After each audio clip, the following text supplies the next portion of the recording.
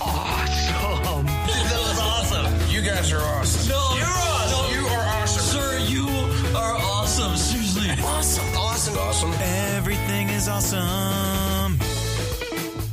Welcome to this week's edition of Everything is Awesome. I am your host, Kev, and woohoo!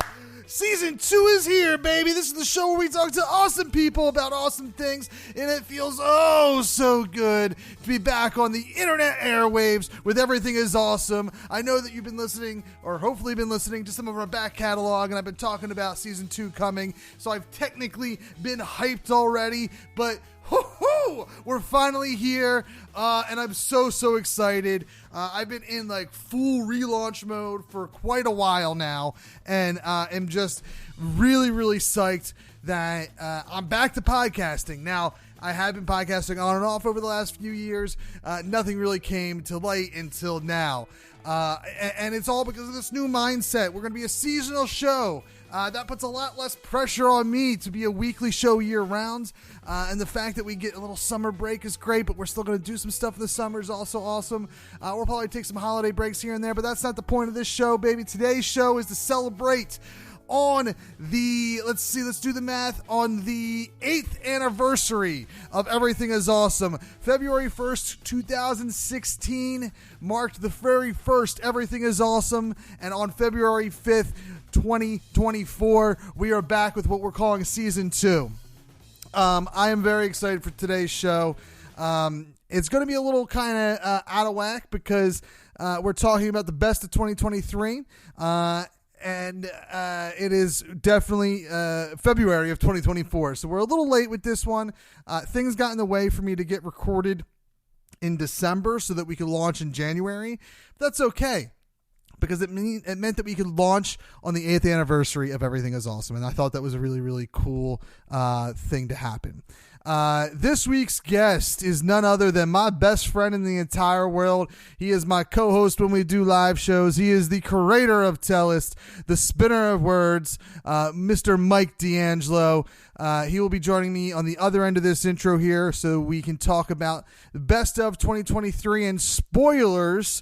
When you get it, Mike and I on a microphone podcasting table together, chances are we're going to go long. And this episode goes a little long. Not only does this episode go a little long, we had to cut it short and come back for a part 2. So the way and here's some more spoilers for you. There's even a part 3. So, but instead of giving you the conversation of Mike and I back to back, I'm doing it every other week, which is actually the way we recorded these in relation to my other guests that we have coming up.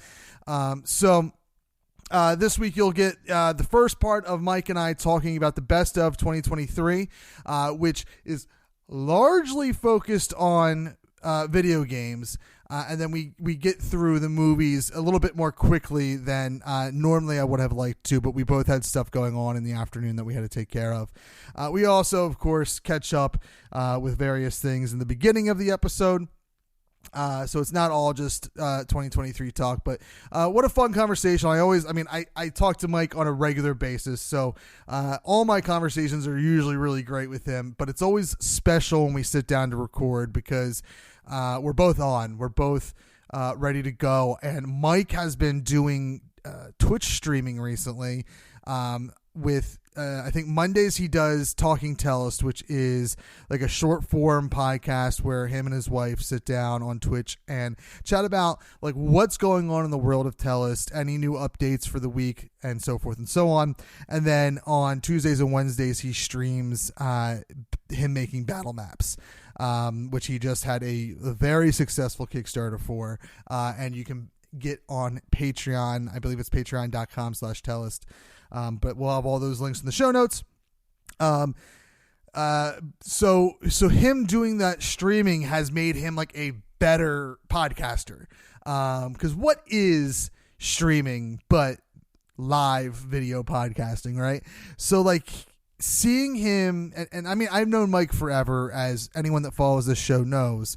I've known him since grade school, and to see him as someone who started the year off kind of struggling with the idea of promoting himself and being like a broadcaster, because at the heart of live streaming, that's what you have to do. And part of that is really at the ends, right? When you're getting your plugs out and letting everyone know where to find you. And seeing him grow, the beginning of him doing his streaming to where he's at now, where he like nails it every time, has been like a really fun thing to watch him do.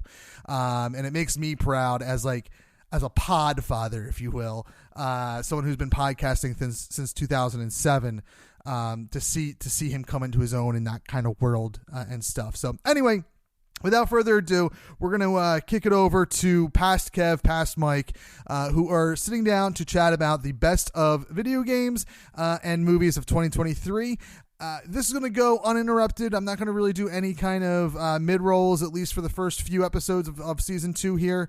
And then on the other end, we'll wrap things up right here on awesomepodcast.com. A blip in the internet where, like, you know, you get that. I don't think it happens anymore, but like back in the day, you got that like Skype like sounds when people. You know what I'm talking about. I do, but so here's an important question: do you have your ad blocker turned on or off? Oh, I have it turned on. So do I, and they warned against that. Oh, did they? Mm-hmm. So interesting. So this might go poorly for us. They did not warn me. Yeah, when I was signing in, it was like, hey, make sure to turn your ad blocker off or you might lose your audio. So let's hope that's not the case. Well, it says, and your uploading is changing, like going up and down, right? Like yeah, it keeps going down. Yeah. I'm guessing it's because it's, I don't know why. Hey, fingers crossed we don't have to re-record this. That would be nice. But the way I look at it is I'm basically relaunching Everything is Awesome. So if something were to fail, it's going to be during the first episode. There you go. Despite podcasting for 2007, 17 years. 17 years at this point. So what do you mean? 2000 was 7 years ago. Isn't it crazy to be like, oh, you know, the 90s were like a decade ago, but in reality, it was fucking we're old ago. Yep. I'm 40. Yeah, it's I'm shocked. Jen's not happy about, like, it's like, she's like, I just don't want to turn 40. I'm like, really? Like, that's affecting you? Like, it's the sense of mortality, man. Oddly enough, we had a discussion yesterday about like if I were to be in some sort of coma or something, or like gets out, like how my uncle was. She's like, what's like, what do you want to happen? I'm like, exhaust every resource to keep me alive. I was like, I don't like when the doctors say there's nothing that can be done, you suggest like freezing me until a cure is found. I don't know where I stand on anything. Like at some point I think like you give up. I mean, for me, you give up and you say like, all right, with what time we have left, you know, let's travel the world. Because I mean, there's certainly, I mean, you and I both have very intimate familiarity with cancer and everything like that, and our experience with it to some extent is fuck cancer. But at the same time, I feel like cancer is almost a gift, because most people don't know when it's their time. Right. And to be able to have a little bit of time to say, hey, you know, you're not going to last much longer, you know, make your peace with what you got. There's something nice about it. It's weird to side with cancer. Hey guys, This is going to be a hot topic, hot button issue. I'm team cancer. I think my feeling on it is like I just don't want to die. Like I don't. Right. And you know, it's funny. I had a conversation with our old neighbor when her mom passed away, and her dad was doing like, and they were old. Like her mom and dad were like in their 80s and 90s and whatnot. And her mom, she said, you know what, my mom was at peace with it because like she had faith. My dad, you know, his faith is like, you know, questioned right now, and he's has a hard time with the idea of dying. And I'm like, oh, that's me 100%. Like yeah. I think I don't know if it's because like I don't know what's next, like what happens, and it cease, and then I'm in the grounds, or is there like some sort of afterlife? Yo, I got some interesting stuff to describe about that too, because obviously, I have like the near-death experience and everything. Right. Now my experience with that is, like walking through the tunnel and everything like that. And I think you'll know that, like, historically speaking, I have said that, like, I didn't see a person, but I saw like a hand reach through the white light or something like that. Right. Here's where it gets weird. You and I are woke enough to know that Jesus was a brown man, right? Yes. That hand was white. Who was trying to bamboozle me in my near-death experience? But I think Jen and I are our responses to like the white light thing last night when we were talking defines us. She's like, if I see the slightest of a white light, just push me in. She's like, let me through. And I'm like, oh, I'm gonna run. I see someone turn the light on in the house, I'm running outside. I definitely think, based on my experience, that it was, and it would have been a pleasant experience. It wasn't like but again, bamboozle. But I think the fact that I wasn't ready, right, and the fact that they didn't push me to be ready was another tick in the pro column.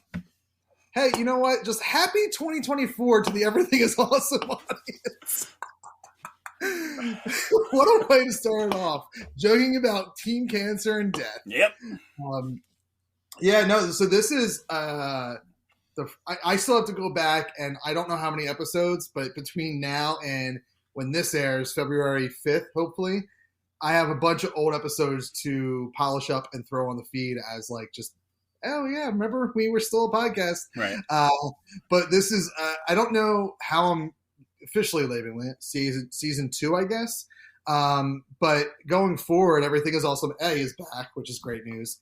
About a month later than I wanted it to be, but as Mike and I were talking off air, it just so happens that the day this releases is right around the 8-year mark of Everything is Awesome. Everything is Awesome started February 1st, 2016. Officially. It started recording it in 2015, but the release schedules the launch date was February 1st. So that's why we always did our January festival, which raised money for various, I think we started off with Fuck Cancer, and then we moved to the Headstrong Foundation, raising money for them. But that's why we always did it then. Now, going forward, I'm kind of switching it up to hopefully maybe do something around November to honor my uncle a little bit more properly, right?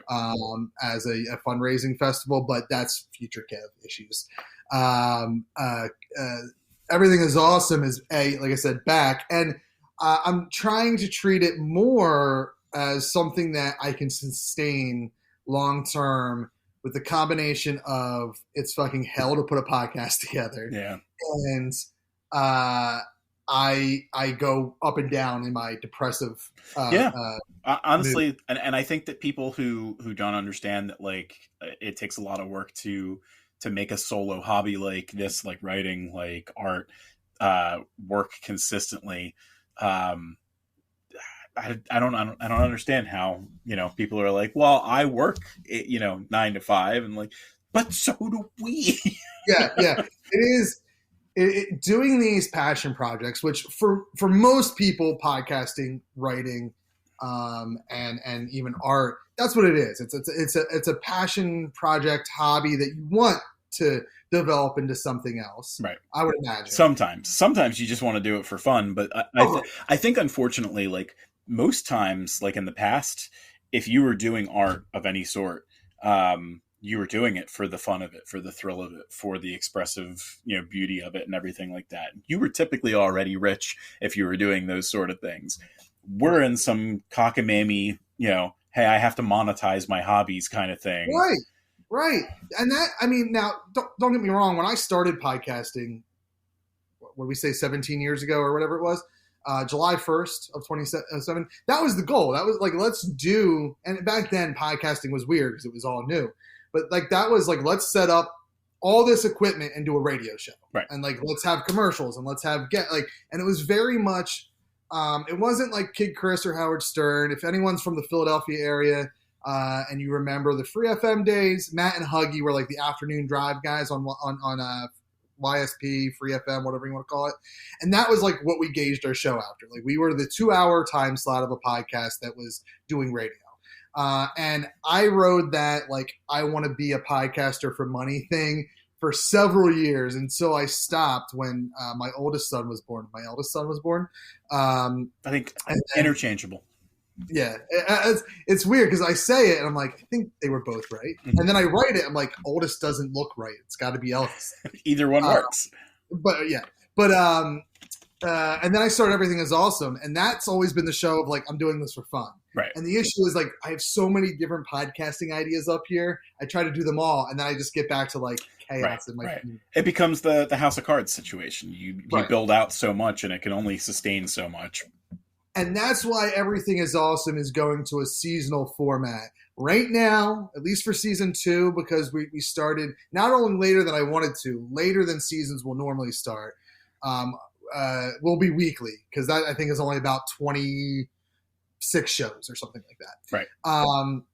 But going forward, I'm taking summers off, because that's when I go on vacations and stuff anyway. The kids are home all day long. Jen's home all day long. So Everything Is Awesome switching to that seasonal format where we'll run from like September to June-ish with the season finale being July 1st, regardless of our Monday release week schedule. July 1st is just the anniversary of me podcasting, and that will be the state of the pod as I used to do anyway. But that's not to say that like I'm hoping that means like Everything Is Awesome in 2024 will be wrapped up recording by the end of May, and everything will be good to go. And then at some point before July, I'm hoping to like get a small group together to do like summer projects. Right. Now Conan O'Brien, his podcast, it's amazing. 39 years old, and I still talk faster than my brain can comprehend. It's something you never really learn to get rid of, I don't think. You also, and we'll probably get to this later, you also at 39 don't realize that you're not 20-some years old and you just drink yourself into violently throwing up the next day. At least that's my experience as a 39-year-old. I don't have that issue. It was three times for me, and that was it.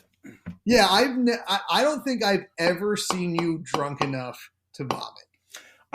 There had to have been one party that you went to where it was that bad. It was one time in someone else's college, one time at my house, and I can't remember the other time. It might not have been violent enough to throw up, but it was the world it was spinning.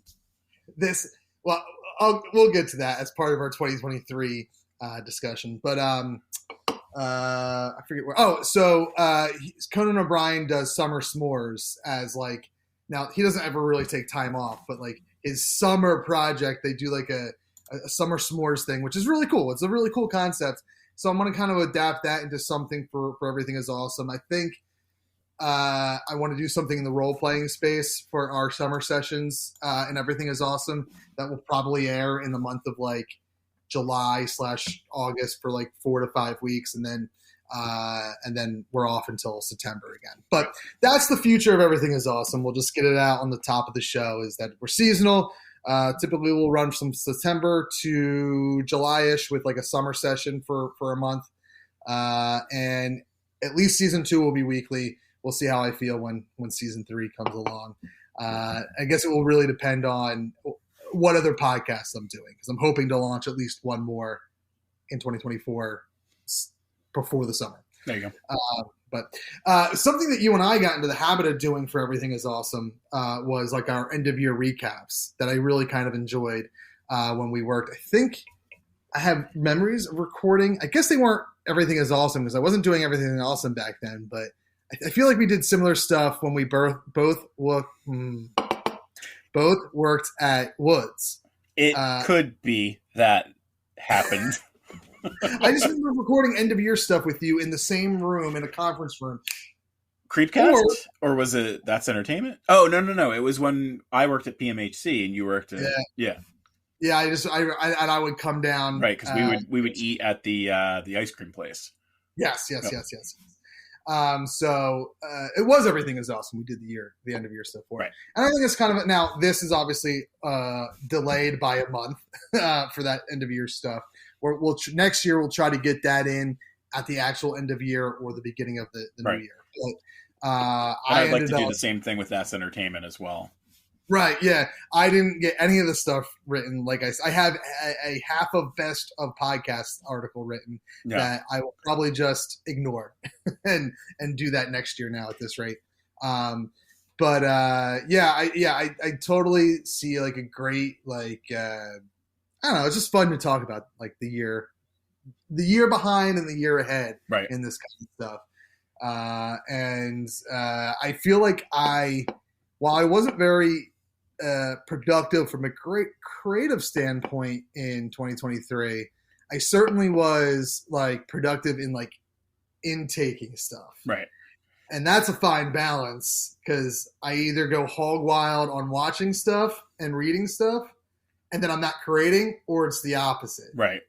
Right. Yeah, well, and it's very difficult to strike that balance because you almost use those, like the intake, as recharging of some sort, like you take other people's creativity and it kind of boosts your battery.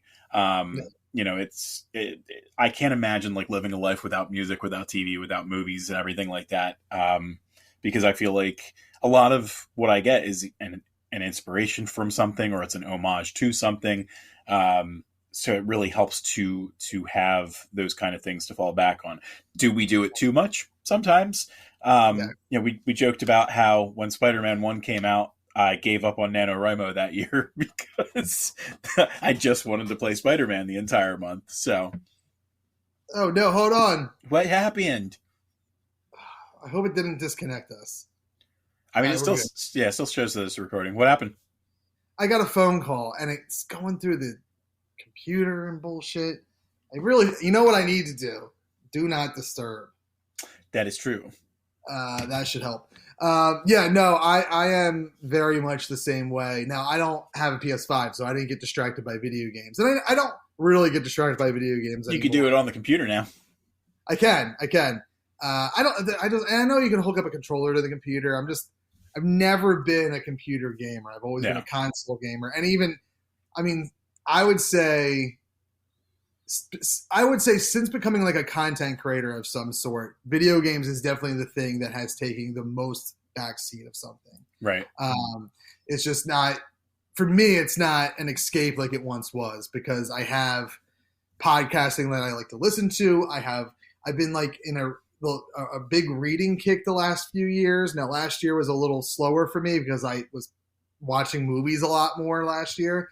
I counted it up when Jen and I were talking about it, and I think I watched like just shy of 70 movies last year. That's a lot. And like 20, like almost 50 of them were new to me in 2023, and half of them, or a little bit more than half of them, were brand new in 2023.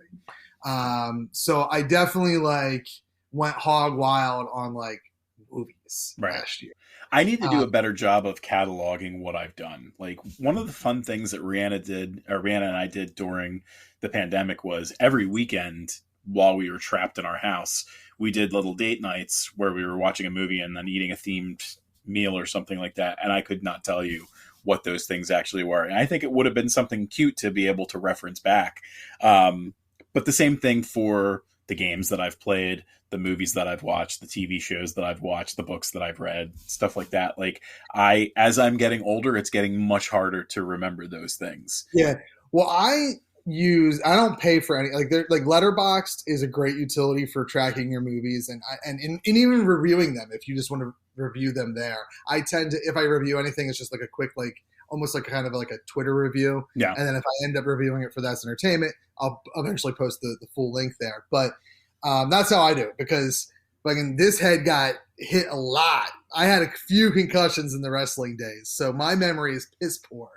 And I use like Letterboxd to track my movies. Are you thinking about the chair shot? I was going, but were any of them as hard as... What, with Marty? Yeah. Yeah, I can see that.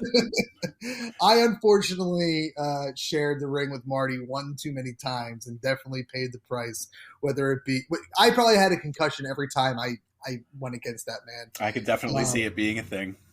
But yeah, I use Letterboxd for movies. I think that's a great utility. Goodreads for books is also a pretty good utility. Goodreads is actually, what I really like is like it's goal oriented. So like I always set my goal for about 25 books in the year, which like I said, last year did not work out because I think it ended up being closer to like 50 some books, because every time I read a comic book, I also log it through Goodreads. But then I up my goal count because like comic books don't count as right. Yeah, you can they're toss your way pages. through 23 pages of comics. And, Right. Yeah. Right. So, but yeah, I didn't hit my goal last year with that. And there's this app called Marathon that tracks your TV shows, but not like Goodreads or Letterboxd. It's convenient to say like, oh, I did watch this, but other than that, not like a diary and like an actual log. I mean, honestly, we have a note taker in our hands all the time. Like, it's not like I couldn't just be like, okay, today I watched this show. Today I watched this show. And the nice thing about a show is you don't have to get ahead of it so much. You're watching it for 8 weeks at a time. Just 1 week, be like, okay, here's what I'm doing. And there is something else I was going to say about that. Oh, I think I did it at the start of last year. I created a spreadsheet called 2023 content that I enjoyed or something like that. And it was going to log every comic book, every game, it was going to log everything I did that like was for me entertainment purposes. Yeah. That lasted approximately 3 hours. Yeah, it's not a bad idea. I'm pretty good about like keeping spreadsheets and stuff like that. It might be a good idea to do that for That's Entertainment. And for next year when we have the same conversation again. Yeah, I mean, I think when it comes to like for me, like it's movies and books. Really, there is some video game stuff, but and podcasting. Like they're the things I probably took in the most. Yeah. Of last year. I'm doing it right now. You're setting up your spreadsheet right now. Setting it up right now. I'm going to call it the That's Entertainment Matrix. Yeah, I mean, and that's the balance, right? It's also like it's hard to say like what is for me and what is for hashtag content, right? Like there's so many times that like I've talked to a friend of ours, Jeff Stormer, who does the Party of One podcast. Like him and I have talked so many times about like, oh, let's get together and like just hang out. And like we're meeting in a couple of weeks, but part of that's going to be work related. Like part of that's going to be, we're going to be planning something for the Philadelphia podcasting scene.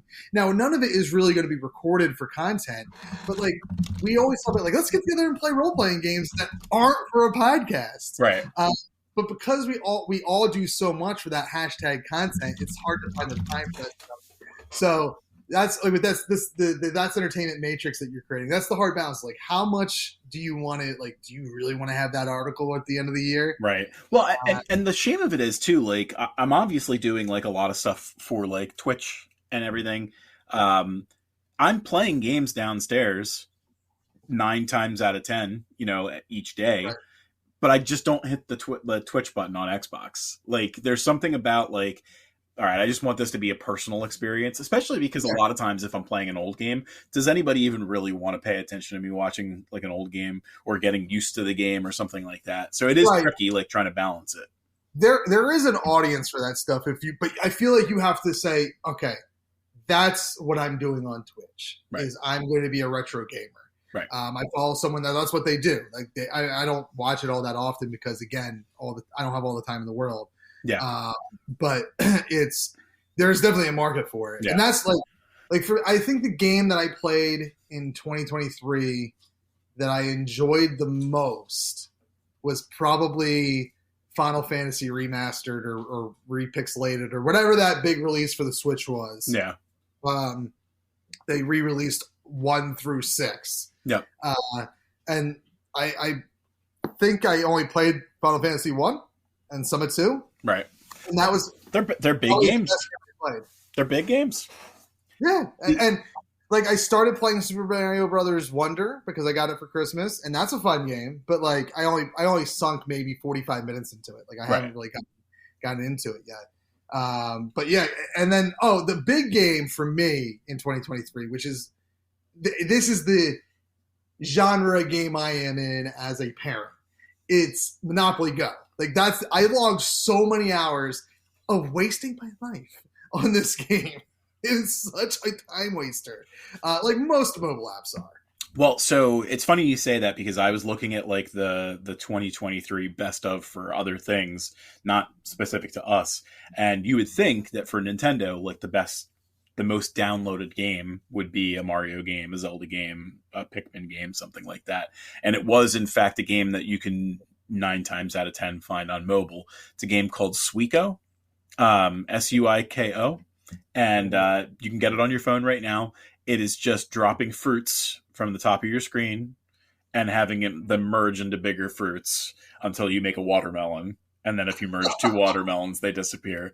More than any other software in 2023, including Super Mario Wonder and Tears of the Kingdom. That's crazy. Now, it probably costs like $1, and that's probably part of the appeal. But yeah, that is a crazy... And those are the games.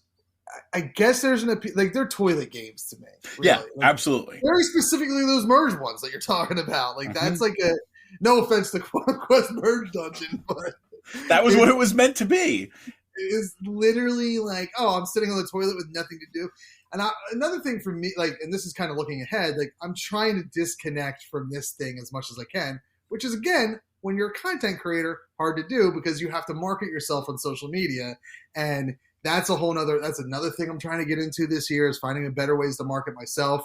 Yep. I'm trying to go like full force with Starbird Media this year and website design and stuff and like getting my name out there in that kind of stuff. So like it's this, as much as I want to just chuck it out the window. You could just put it in that little part of your trunk where like everything and then just you could. That is something you could do. But yeah, so gaming for me, I don't have much to talk about in 2023. Right. We can skip it. I mean, I've got my top 10. So we can skip mine if you don't want to chat. No, let's go through it. Let's go through top 10 games because I'm interested to. I know Spider-Man's probably 2 is probably on there somewhere. Spider-Man's up there pretty high. It's not my top. I have one honorable mention, and some of these might have like switched a little bit because I was playing something like late in 2023, and like it might have slipped up or down just based on like some of the. I mean, a lot of the game meta is like, all right, I'm doing the same thing over and over and over again. Like, when does it become boring? Right. And sometimes it never does. Sometimes, like the top games that I liked the most, I was doing the same thing over and over again, but it was an enjoyable experience. But we'll get to it. So my honorable mention was a game called Subnautica. Now, these might not have been games that released in 2023. These are games that I played in 2023. Because there's always going to be something that like I found that came out later. In fact, real quick, because it's the first game that like really blew my mind this year. I don't want to forget it when this one comes around, that Inscription game that I was telling you about. Oh, yeah.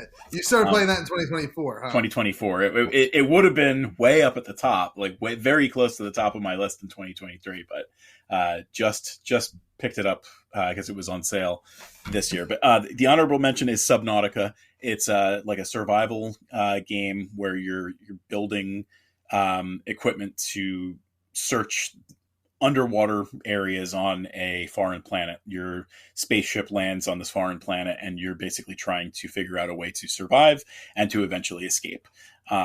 The spaceship that you traveled on is getting ready to explode. So you have to try and find ways to make sure that like the nuclear reactor doesn't go off and kill everything on the planet. You have to navigate all kinds of underwater life and stuff like that. Very, very fun little experience, not for people who are very like thalassophobic and can't deal with underwater stuff, especially because the further you go, the weirder and scarier the creatures get. You get to a shark and I'm done. Oh, it's worse than sharks. It's like leviathans and Cthulhu demons and stuff like that. See, I'm into that. You won't be when all of a sudden you're in like your little watercraft and you hear the weird teleporting sound that someone makes, kind of like the noise you made earlier. Which I don't think was on recording. Whatever it was. But they teleport up to you and then teleport you out of your submersible.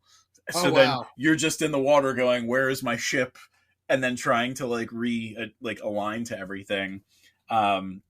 700 meters under the surface of the ocean. It can be a fun experience, but it can also be very frustrating. So that was my honorable mention. Number 10 on my list is Dead Island 2. I really liked the first two Dead Islands because you had Dead Island and then Dead Island Riptide or whatever it was. And this one was just a very fun, it's very meta. It knows what it is. It didn't take things too seriously. And it was kind of, by the books. It wasn't, too crazy. It was, you're making weapons and breaking weapons and stuff like that. It's nothing too crazy, but I did like how it took place in California, and you could see, like some things that were a little bit more lively than the original game. Because the first one, took place just on a random island? It was like a Caribbean island. It was, something out there, and really Dead Island is not the name for it anymore. It's, if you're in California, you're not out there. We were in Hollywood. You were like going through the Hollywood Hills. Eventually you made your way to the red carpet. Like, it was like a very California experience. It had a very fun vibe and everything like that. And it very cool, like, end game experience when like you learned how everything kind of came together. It's not for everybody because it's very much just like arcadey, and a lot of people, especially these days, like with Grand Theft Auto and Red Dead and Witcher and everything, it feels a little bit more simulation-y. So it depends on what your kind of vibe is. But we're back to underwater for this one. Number 9 is Dredge, which is, again, kind of an arcadey kind of experience. You're going around in a boat in this archipelago, and you're looking for treasure that you can haul off the bottom of the ocean, and you're trying to pick up fish and everything like that. But the thing that makes it not just a weird fishing game is your character slowly starts to go insane when he's on the ocean. So like, do you remember the game Eternal Darkness for the GameCube? Oh my God. Yes. Right. So it's kind of like that. It's not nearly, it doesn't do stuff to the player so much. Like, it's not that tongue in cheek. So it's not like telling you it's turning off the system or anything like that, but like the sky gets darker. You start to see apparitions in the distance. You start to hear foghorns that aren't really there. You start to see lights that come up to you, and you're like, oh, it's another ship, only to discover that it's a giant anglerfish that's trying to eat you. They do some really cool stuff, and it was like a fun experience trying to like unlock all the equipment that you could, because you needed like equipment to get to other places in the ocean to unlock other fish that you could get to finish the quests that they sent your way. Just a fun little experience. And it was, I can't remember. I think I got it on sale from like a Humble Bumble.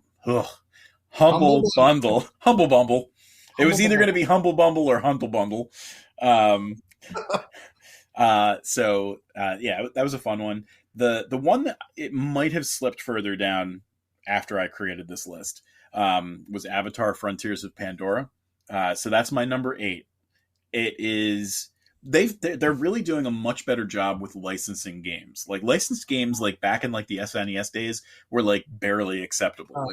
Like when you're playing like the Sega X-Men or the Super Nintendo X-Men, they're okay. They're not like mind-blowing or anything like that. It was like, all right, we're going to try our best to give you 4 X-Men. Maybe their chapters are pertinent to them. Maybe they're not. Like the Sega one, it was like, all right, we're just going to let you be any X-Men. Do your thing.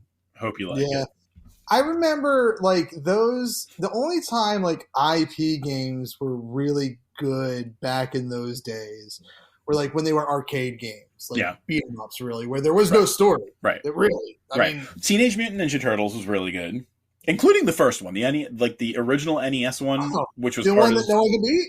Right. That was really good. DuckTales was good. To a lesser effect, all the other Capcom ones, like Rescue Rangers, Darkwing Duck, like they weren't quite as good. Maybe the Lion King game on Sega Genesis, like that kind of stands out as like a pretty decent one. But like these past couple of years, especially with Marvel related content, things are getting really good. Like Spider-Man is really good. The Guardians of the Galaxy game is really good. I won't say the same thing about Avengers. It sounded like everybody hated Avengers. I started playing that. I did play that in 2023, and then it got taken off Game Pass. But I don't like it enough to buy it. Right. There's not many games that at almost 40 for me. Like you have to be a fucking great game, or Mario, or Final Fantasy for me to buy it. Really. Right. Because you want to be able to enjoy something intrinsically. It's not something that you want to just like, you're much more protective of your time at that point. Right. And to some extent, like that's probably why Avatar kind of slipped down a notch. I liked it. It's a very good game. It immerses you into the world of Avatar. Especially good if you like Avatar. I would imagine that if it's not gripping enough for you to be not an Avatar fan, but I don't need to play as a blue cat. Right. I mean, it's very fun. The thing about it is it's a Far Cry game. It's 100% Far Cry with the veneer of Avatar. And eventually, some of the stuff, like if you like some of the stuff you're doing, it's great. If it kind of wears thin after a while, you start to kind of lose some track of it. It was cool flying around on an Ikran and stuff like that, but I feel like Avatar, anything Avatar related, I guess it's like any fandom. If you're just not into it, you're never like.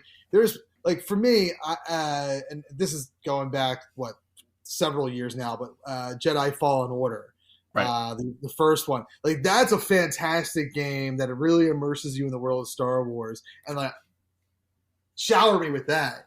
Well, and like there's people that hate Star Wars the way I hate Avatar. And that's the shame of it is, again, I played so many games last year that like I lost track of a lot of things, and I probably would have put this above Dead Island. The Star Wars second Survivor game, the Fallen, whatever. Jedi Survivor. Maybe? Jedi Survivor might have been the first one. I can't remember. Which one's which? But yeah, the second one in that series was really good. They do a very good job with that. I'm excited for Outlaws, but Outlaws is going to be Far Cry. It's going to be the exact same thing. It's going to be Far Cry with a Star Wars veneer.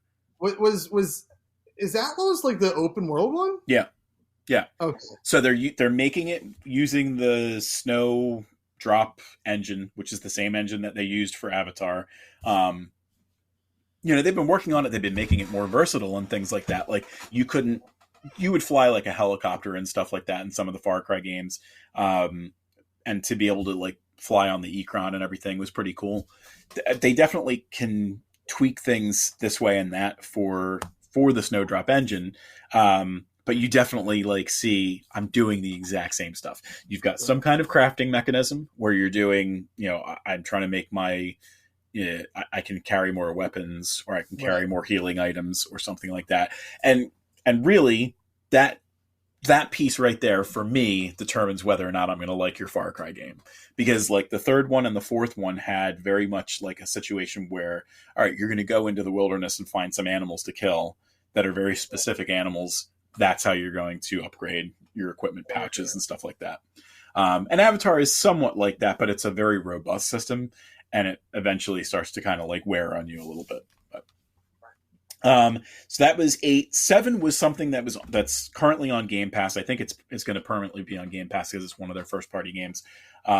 Is Ghostwire Tokyo, which is I think it was something that was briefly PlayStation exclusive when Bethesda was not first party. So they were like, all right, you're going to have this for a little while. And then eventually it came to Xbox. And it makes sense that it would be like a Sony exclusive to start, because it's set in Japan and everything. And the whole shtick is you're going around dealing with ghosts in Tokyo, trying to reconnect with your sister who's being like abducted for like a dark ritual or something like that. Very kind of like Fatal Frame-esque, like those elements where, you're running into ghosts and just trying to survive for your life, and sending out like spiritual energy to kill them off and everything. A very fun exploration game where you're just kind of like exploring the environment and picking up equipment. And I like the upgrade structure in that game. It was very different than most games that I played, and I hope that they do something more with it because it was a very fun IP. I'll have to check that one out on Game Pass. What's that? I'll have to check that one out on Game Pass. Yeah, it's definitely like you can get whatever mileage you want out of it. Like I'm a big collector, so like I like to go around and do things, and I had to collect every single like stray spirit that was in that game to get my damn achievement. My sixth game is Arcade Paradise. I don't remember if I was talking to you. I think I have a review out for this game. It was one of the only games that I reviewed in 2023 on That's Entertainment. And it is a simulation arcade game shop thing. Like you own an arcade. Technically you own a laundromat. You find arcade games in the laundromat and you go, that's what's really going to make money here. And you slowly convert your laundromat into an arcade. And while you're doing it, you're actually playing these games, and they're very reminiscent of old games. So, like, they have a cabinet that is like Pac-Man, but it's flavored like Grand Theft Auto. So you're driving around in a car, picking up weird pellets, or I think it was like dollars or gold coins or something like that. And then they have a power pellet that turns your car into a tank, and you can run over the cops that are running after you and stuff like that. They have like a Dig Dug-alike. They have... like your pole position stuff. They have a couple of games that are like more internal to the company that made Arcade Paradise. Like they've made other games in the past. So they had like Zombie Nader and stuff like that. But they had Frogger. They had Streets of Rage or Golden Axe or whatever you want to call it. It ended up being like something like 30 games. And it was just a very fun experience because to do that right, you end up with a very fun game. So it was very cool to have like the simulation element where you're going around trying to make an arcade that's bustling and bringing in more people. And the fun thing was playing the games was how you increase how much people like playing those games. Oh, that's cool. So like they would have an achievement for you on the arcade cabinet saying like, all right, in this shooter game, you have to get this score. And once you get that score, the amount of money that you get from that machine goes up to this level or something like that. And then obviously the more money you get, the more you can buy other machines and things. Right. Yeah. So very fun experience. Yeah. And I think that's on Game Pass right now as well. That to me so far sounds like the most enticing game. Yeah. That's very fun. I probably spent like weeks playing that. It was a lot of fun because I was trying to even though I didn't need to, I was trying to knock out all the achievements on the cabinets. Right.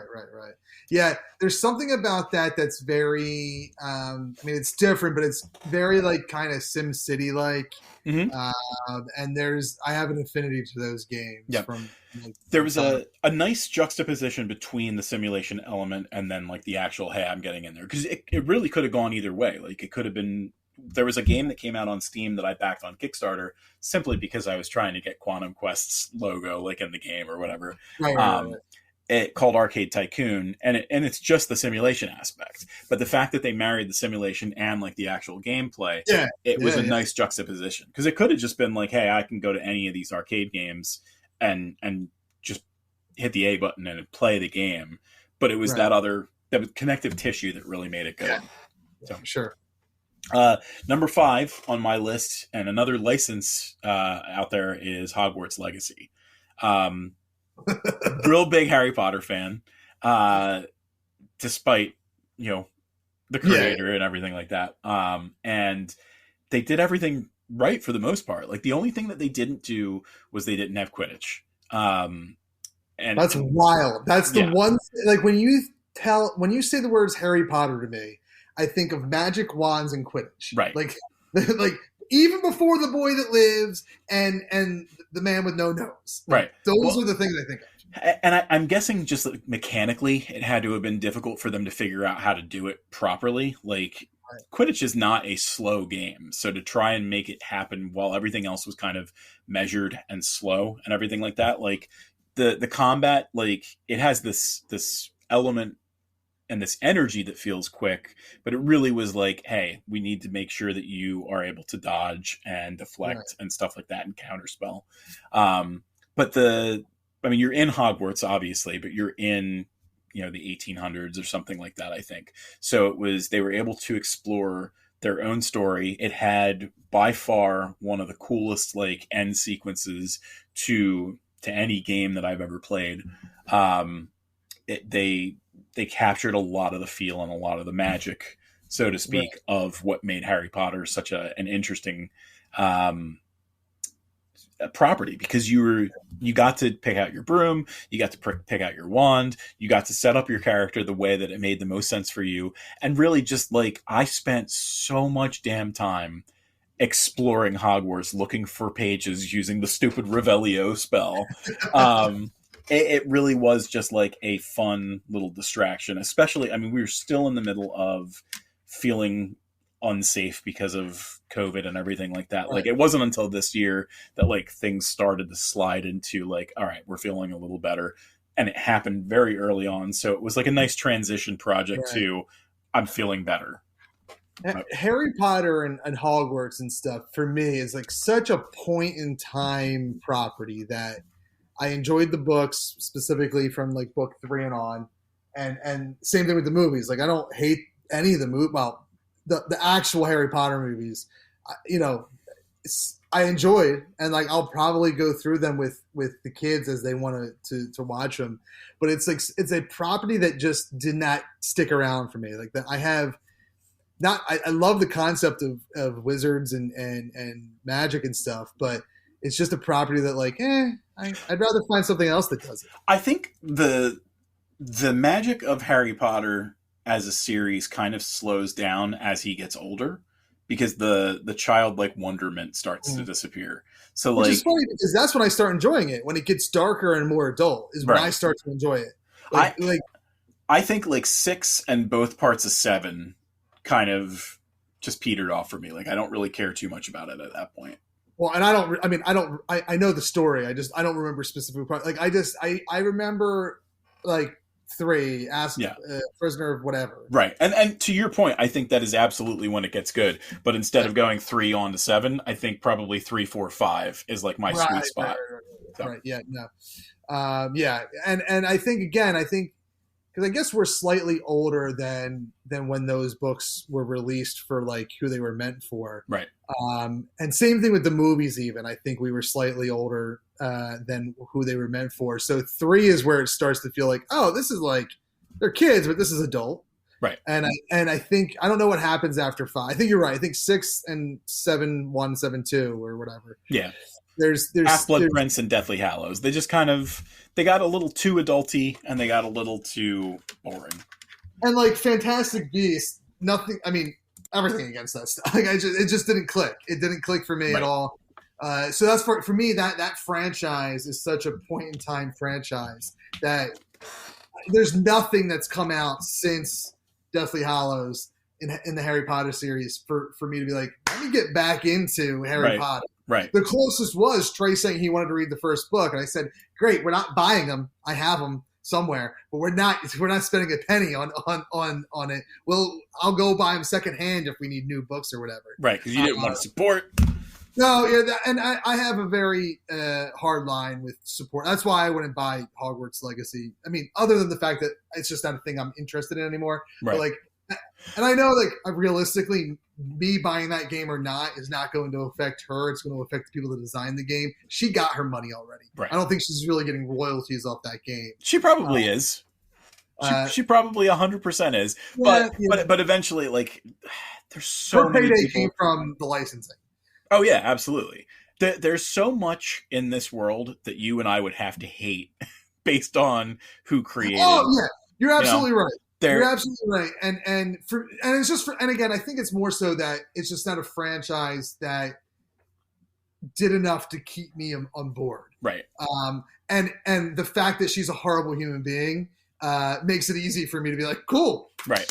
Well, if it wasn't for, number one, having Rihanna, who's such a magical being all on her own, who really likes that kind of stuff, and having gone to Universal so many times where the Harry Potter universe is a big part of it, I probably wouldn't be as stuck in as I am either.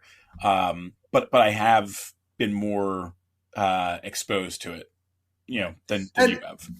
And as my kids are now, the two older ones are now to the point where they'll enjoy Universal Studios. Who knows what will happen once we go? Because like when Jen and I went to Europe and we were in London, there was this great Harry Potter store, obviously not licensed or anything. It was like a magic store, but like had so many cool Harry Potter things that like are neat, fantastic to look at. And I think we ended up buying something for my niece because she's into it. But it's a property that just left me behind. Right. Well, and I think that's part of our age and part of, I mean, there's going to be things that we don't like, just based on the stuff that we're into. So right. You're definitely more of the sci-fi thing and I'm more of the fantasy thing. So I think it kind of speaks to us. It is crazy to me how much I love like working in that world of fantasy and how much like I remember kind of loving. And maybe it's because like all my fantasy memories are mainly like Hercules and Greek mythology, which is like kind of outside of fantasy. It's not sword and sorcery. Right. It's more mythology. Yeah. Right. And like I love D&D. But like Lord of the Rings, like walking outside of it, it's still a very hard movie for me to get into. Right. You liked the new version of Willow. I don't know how much you remember the old version or anything like that. I love because I did watch that before the series came out. Yeah. And I loved Willow. That was a great movie. And I don't know if it was because of the cast or what. And I love the TV series. Like I know people have issues with that. Because I didn't cling to that as like a childhood memory. Right. Because I mean, when that series came out, was that a 2023 series? I think it was earlier. It might have been 2022. I feel like I wasn't at the county yet. You know what? So when it comes to like like mantras and everything like that, one of my things is consistency, and it is clear that Willow the movie and Willow the show are very inconsistent properties. Like it's not the same at all. You completely go for a left turn, almost a 180 and go the opposite direction where just things did not feel like Willow.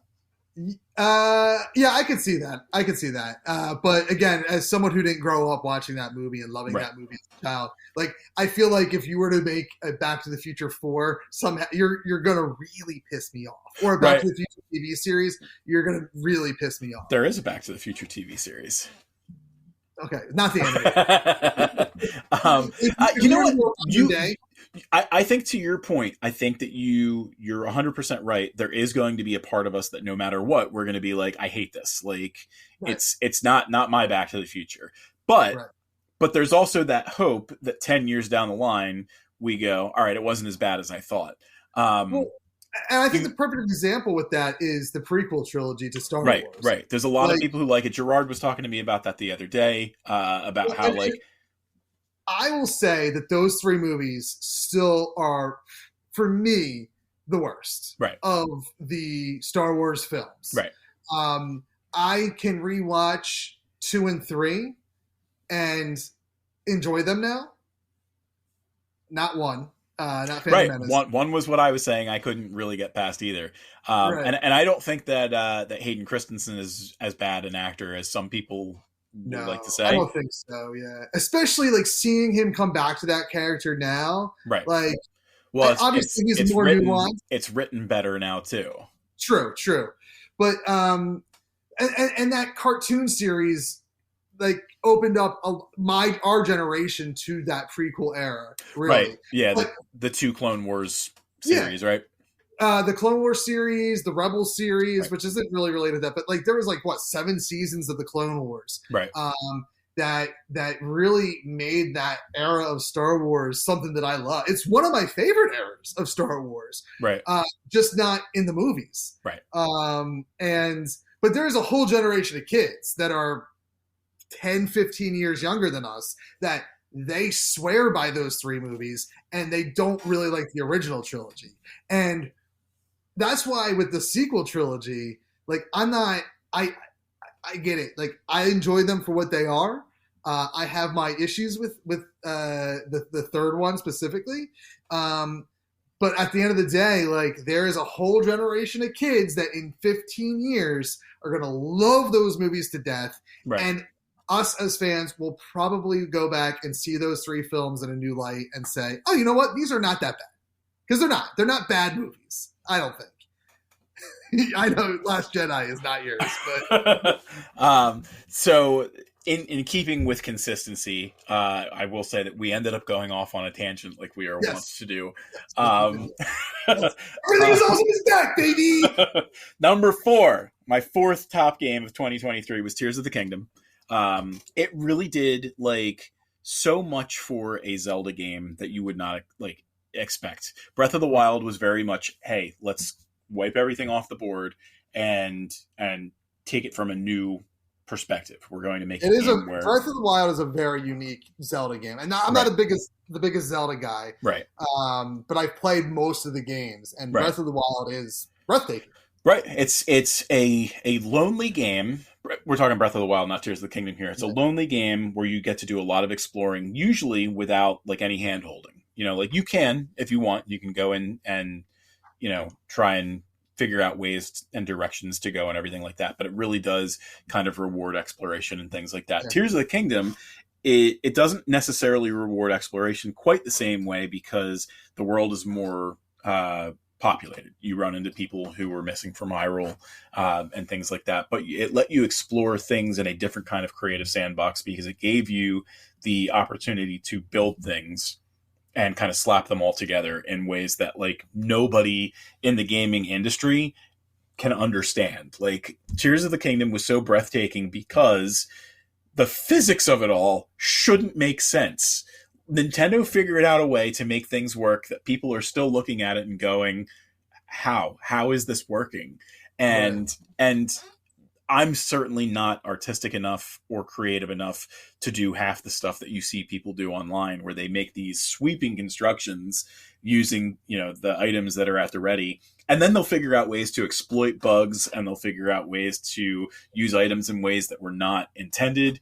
And they do like the craziest things. Part of 2023 that like I lost so much time doing was looking at the stuff that people created in Tears of the Kingdom because it was so intense.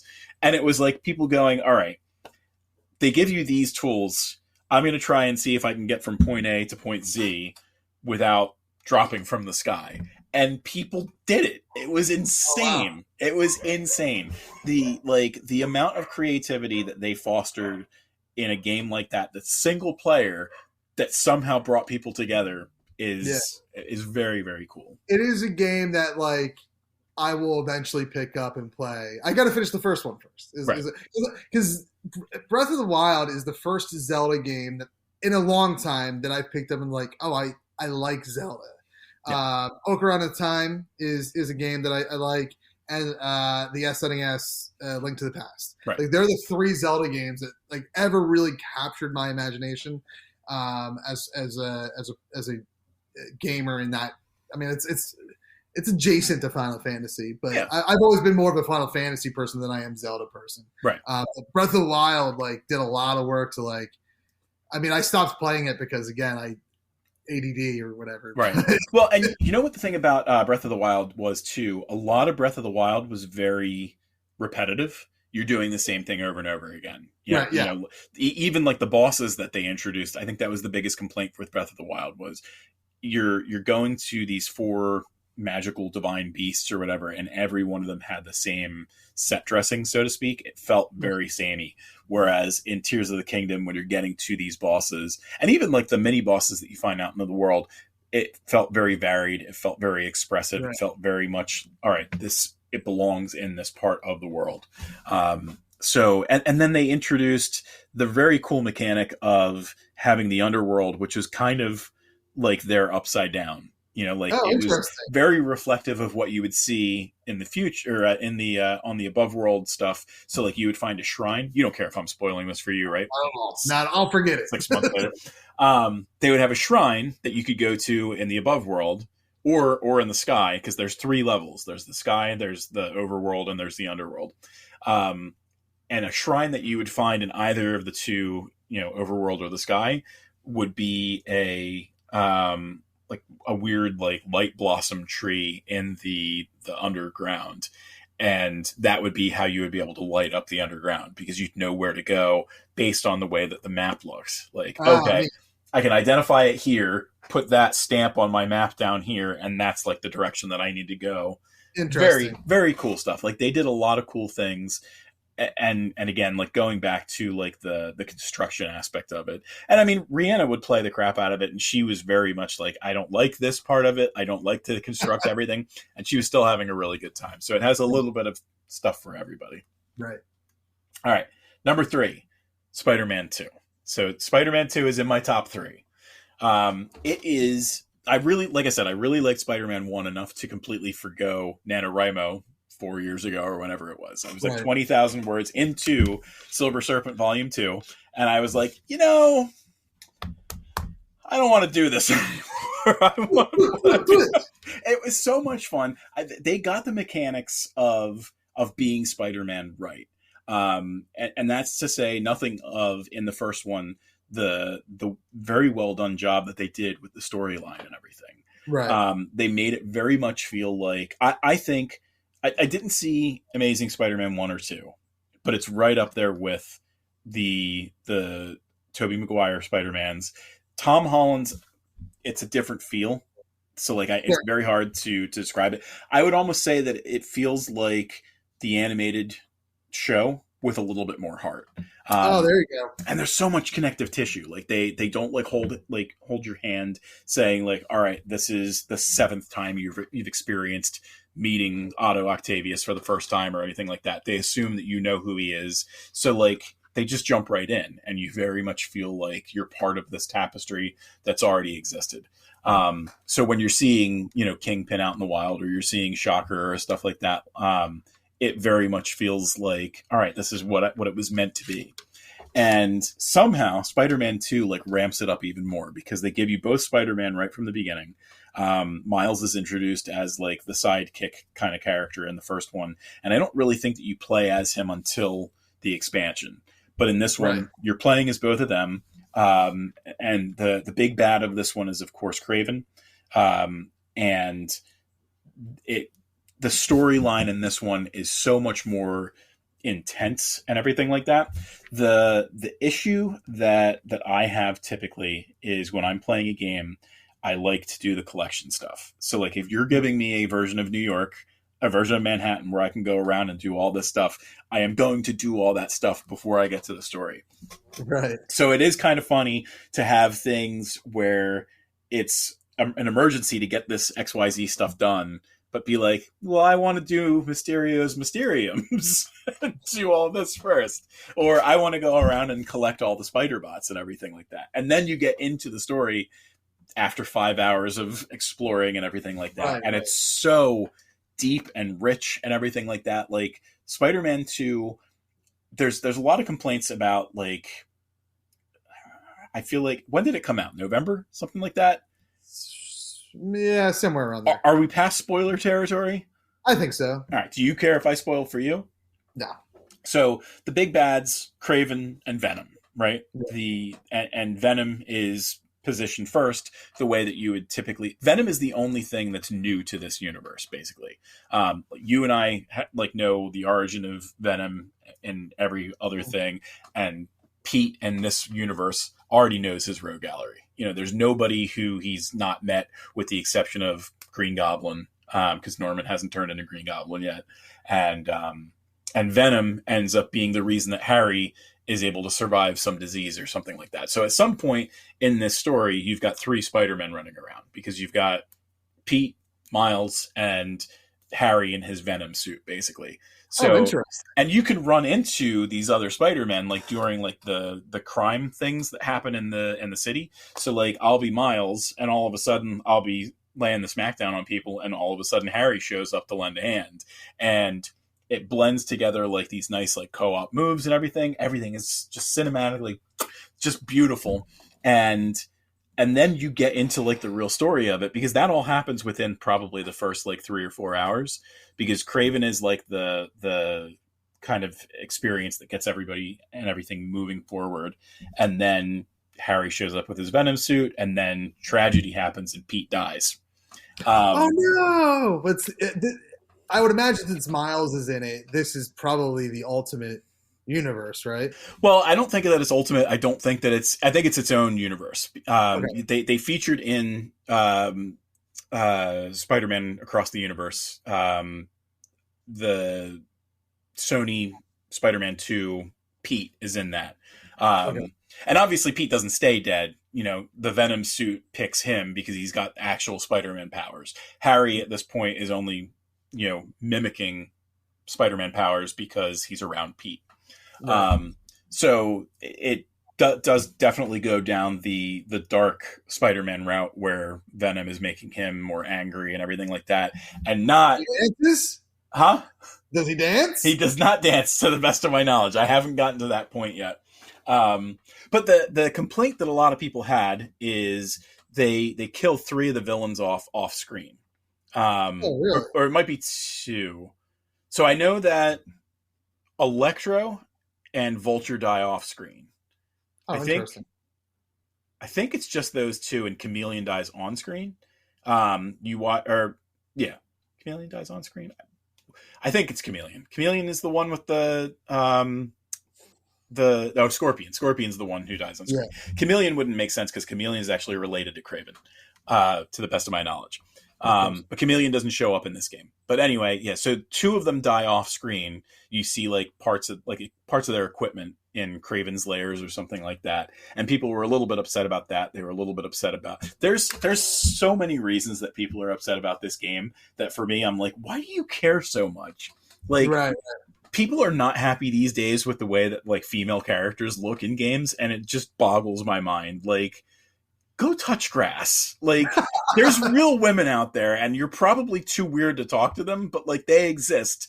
Work on yourself before you're worrying about this stuff. The Mary Jane actress does not look in game the way that somebody expects this person to look, and like she's being harassed left and right about this stuff. People found out like where she was working the other day and called her place of business, and like she doesn't feel safe to work at her place of business because of how crummy people are. People are the worst. Be better, listeners. It's not that hard to just enjoy something for what it is. And like there's so many like female characters who like their sex appeal is not like the primary trait for them, and people just get so bent out of shape about it. And it just like I feed me your tears. So that was my number 3 game. My number 2 game is a game called Dismantle, which I think probably came out on Steam prior to 2023. It might have even been on Xbox prior to that. And it was just a game that I found out about, and it is a zombie apocalypse game where it's top down, so you're getting like a isometric view. And the whole concept is pretty much every part of the world eventually you can break. So it starts you off with like a stick or something like that, or like a crowbar, and you're able to smack apart like sinks and toilets and stuff for porcelain pieces, or tires for rubber, or, you know, certain kinds of trees for wood and stuff like that. And you're building equipment. And like I was telling you earlier, a lot of what I like in a game is how like you can craft things. And the crafting system in this game was very extensive, and it very much felt like a fun upgrade system. I think it may have been co-op, and I was trying to get my brother to play, but by the time he got it, like I was done, and he ended up playing through it on his own as well. And it was just like one of the coolest games, because you and I are very big fans of like any kind of like zombie experience. So it was fun to see the way that they did that in this style game, because typically like if you're doing a zombie game, you're doing it first person because that's where you get the scares and stuff like that. Right. They managed to do an experience like this where it was very fun to have it in that isometric kind of look.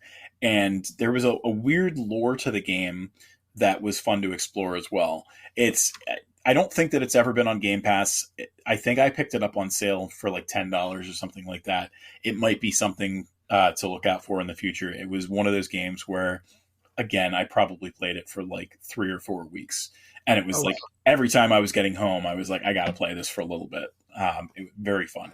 But my top game was Grounded. And Grounded was an I think early we talked about access. this at work a little bit, right? Yeah, Grounded is basically Honey, I Shrunk the Kids, Oh, that's right. Yeah. but survival. So you're one of four tiny people in a scientist's backyard. You're going to run into ants and ladybugs and aphids and weevils and spiders, and the spiders are your big bads of this world.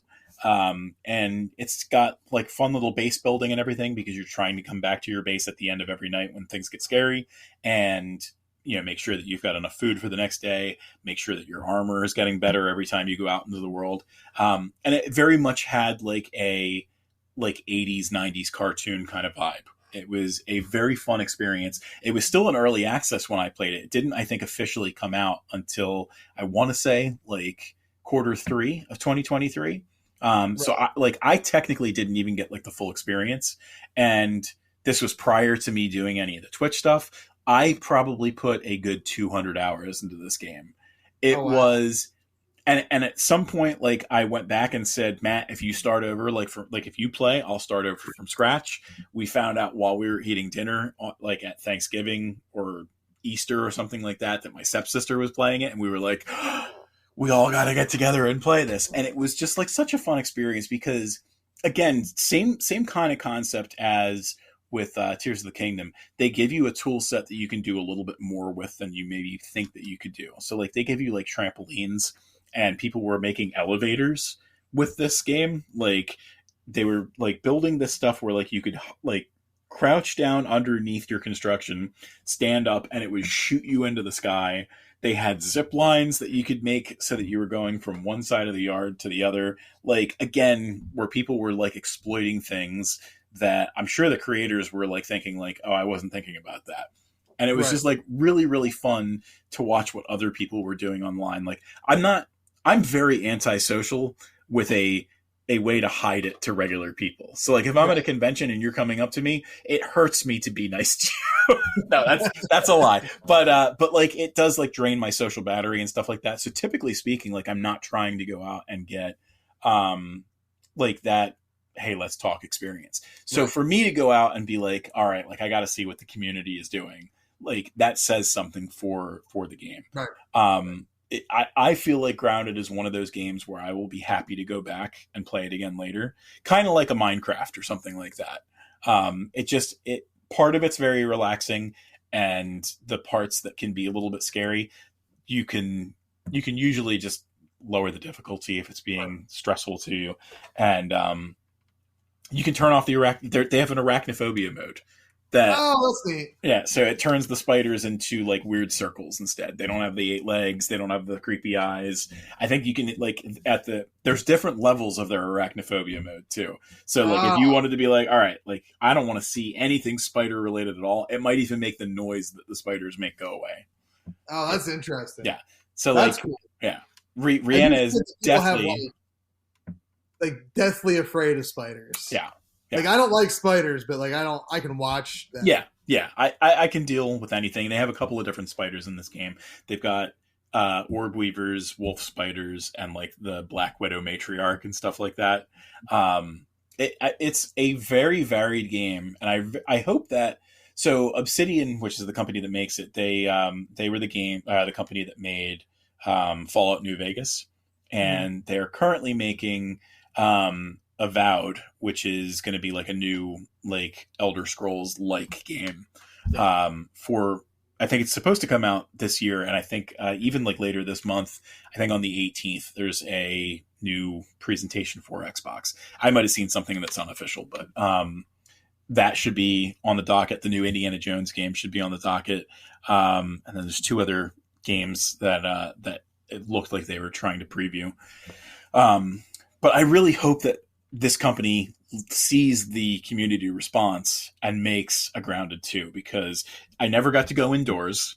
I feel like there's so many more like things that you could see, because you only see bugs. You don't see mice. You don't see rats. You don't see squirrels. The only other thing that you see was that those things live outside. They do. You don't see mammals, but you do see a bird that I don't think does anything to you. Like there's nothing that the bird does, except occasionally when it flies around, it drops a feather, which you can use for some of your equipment. And then there's a koi fish in the pond, where if you get too close to you, it will fuck your shit up. But yeah, nothing outside of that. But like people are doing like so much with what we have. Like I'd really like to see like, all right, we got to go inside. And one of the other things is, and I don't know if they turn their backs on this or not, but there's supposed to be a cartoon show based on Grounded. Oh, interesting. Is this a Game Pass game or no? Yep, because it's first party Xbox. So you did something. All right. So I might check that out tonight. I got to be careful because 2024 is my year of creation. So, I just completely completely throw you off the rails. The good news is I think that my I don't know if it's ADD or ADHD. Like I definitely have something that's hard for me to focus on any one thing at a time. So I think that's why I don't finish a lot of games. So I'm not too worried. Too worried. Anything else on the video game front before nope, that is it for 2023. We'll have another hour and 15 minutes for you at the end of 2024. Right. Well, and I'm going to try to keep the rest of the show quick. A, because it's 2:20. B, on Saturday. Yes, on a Saturday. You have a meeting that's unrelated to work with an artist, Mr. Charlie. I'm trying to get something going with my soon-to-be deputy mayor. There you go. So before we get to movies, because I didn't really keep track of TV shows the same way, I'm going to shout out a couple TV shows I saw this year that I really, really dug. Goosebumps was actually a really good show. What If Season 2, Chef's Kiss. Mm-hmm. Percy Jackson started in 2023. Did it? I guess it would have. Yeah, because they're up to episode 5. Yeah, and that's been a decent show. Yeah, I haven't been disappointed with that. It's a shame that it was canceled, but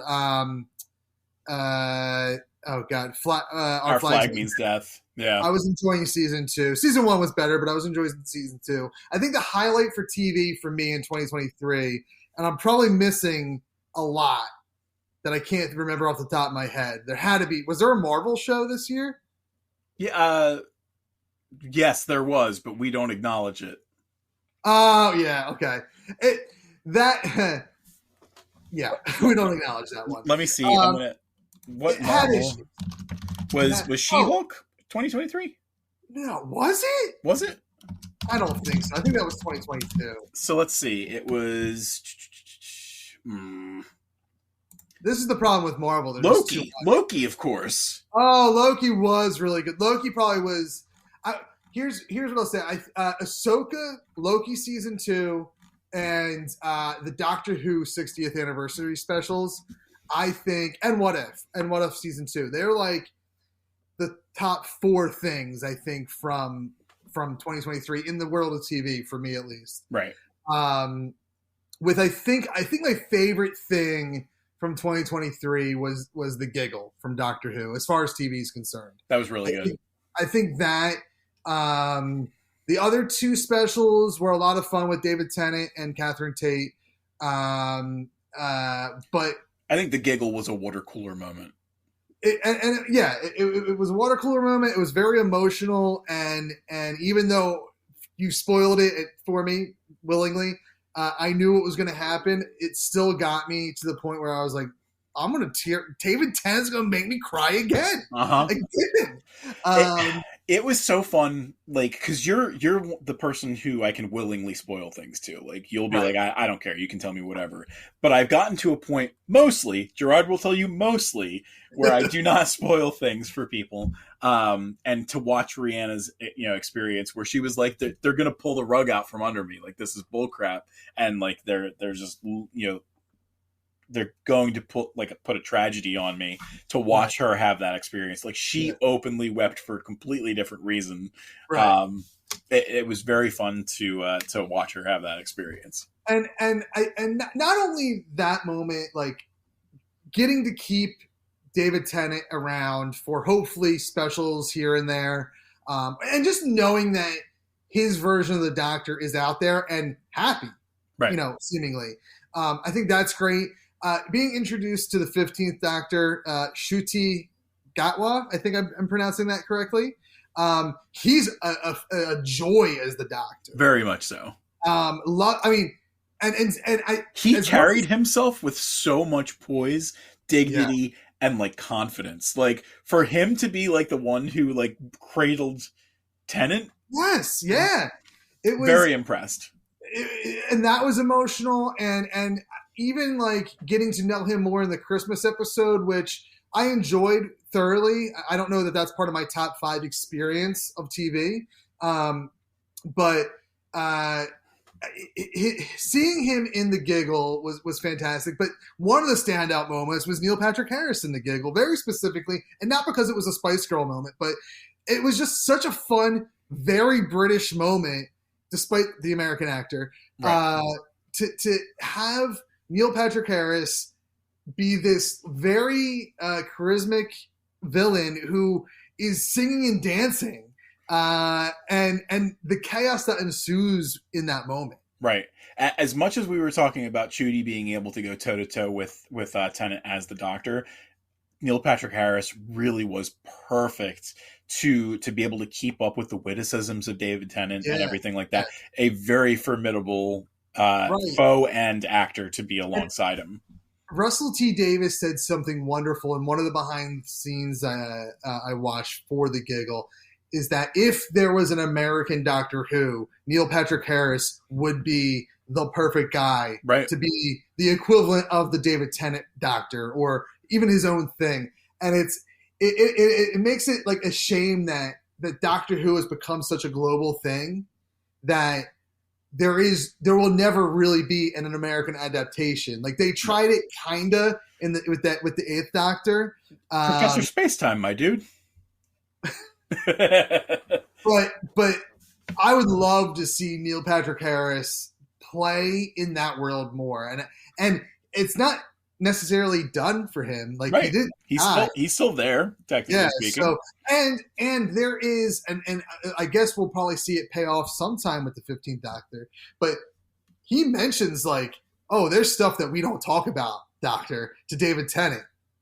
And so I have a feeling that parts of the toy maker's story are not done. Right.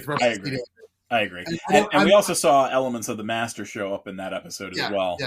So, but for TV, like that was really, I think, the standout moment for me.